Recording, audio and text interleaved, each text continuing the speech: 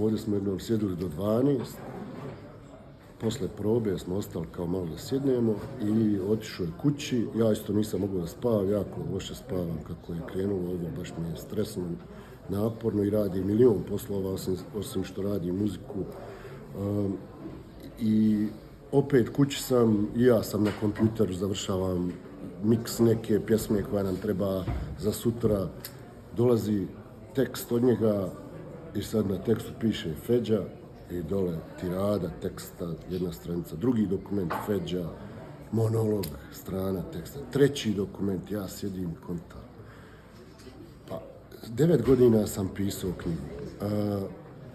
Onda 5 mjeseci radim na muzici za ovu predstavu, dan i noć.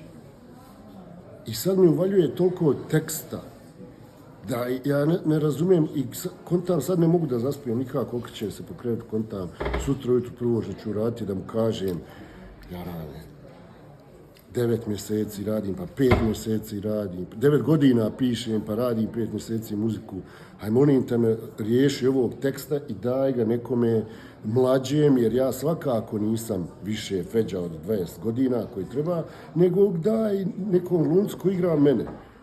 I u tom trenutku shvatam da je zapravo Feđa lik, da nisam to ja. A nisam navikao da se likovi po teatru zovu Feđa, jer da se počeo samom sebi smijat i onda sam zaspao konačno.